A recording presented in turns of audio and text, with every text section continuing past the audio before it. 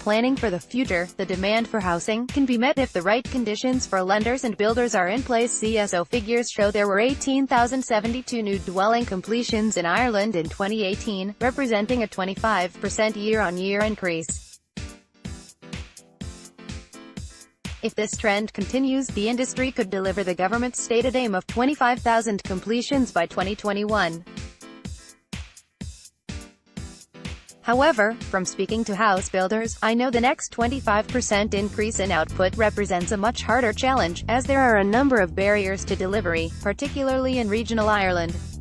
The launch of the Home Building Finance Ireland (HBFI) fund is the latest in a range of measures aimed at increasing housing supply to a sustainable level. Other measures such as Help to Buy (HTB) have significantly contributed to output.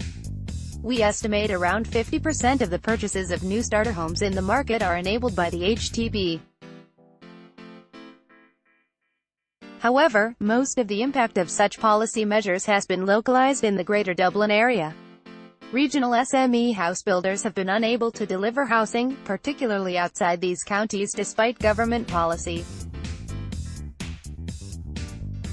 A survey on access to finance carried out by RSM for the SIF found 63% who sought to borrow from financial institutions in the last year reported difficulty in securing finance, and this figure rose to nearly 70% amongst companies with a turnover of less than €9 million. The HBFI should address this difficulty.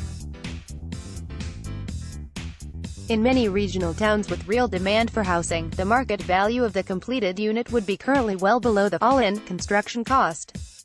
The banks can't lend, so the builders can't build. The Irish Home Builders Association has identified several additional measures that should aid viability, or, with a combination of initiatives, enable people to purchase more readily. The retention of the Help to Buy scheme, due to expire on December 31, is a critical first step. We believe the government should clarify its intentions now in order to provide the necessary certainty to builders, banks and purchasers to make supply viable. The government should also review the income limits of the affordable loan scheme operated by local authorities. Current income limits of €50,000 for single income and €75,000 for dual income couples mean the squeezed middle are ineligible. With the result, this group is left renting and are locked out of the market because they are unable to save enough for a deposit. In formulating an affordable housing scheme, government could adopt a shared equity loan scheme for specified categories of first-time purchasers and housing types. Most people agree local authorities must start building again, and the house building sector will be at the forefront in this delivery. The local authority should offer the lands by license, requiring delivery of a specific number of housing units at affordable prices on the open market. This method would streamline the procurement process that can often take 2 years to complete before building commences, whilst ensuring local builders can compete and ultimately deliver compliant housing units. An easy win could be an extension to the Development Contribution Rebate Scheme countrywide for housing developments in excess of 10 houses and a maximum sales price of €300,000. In addition, the rollout of a standardized time-limited bond that all local authorities adopt, is required. At the moment, each local authority has differing and sometimes unnecessarily prohibitive demands, including open-ended bonds the insurance and banking industry will not provide. Some local authorities require lodgement of cash-only security that builders must meet invariably with equity, with interest rates of over 10% generally. This can be the difference between securing finance or not.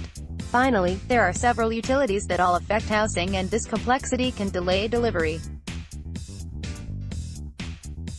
The Commission for Regulation of Utilities recently granted Irish Water Authority to charge house builders a flat rate of more than €5,000 upfront per house.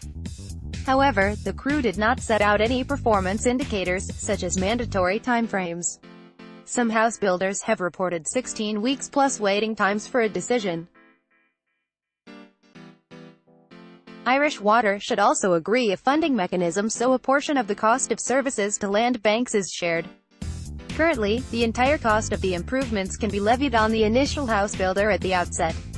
Increasing housing supply requires a combination of many policy and regulatory measures. From the house builders' perspective, where they can access development finance and there is viability, they are building. Hubert Fitzpatrick is director of the Irish Home Builders Association, a constituent association within the Construction Industry Federation Irish Independent.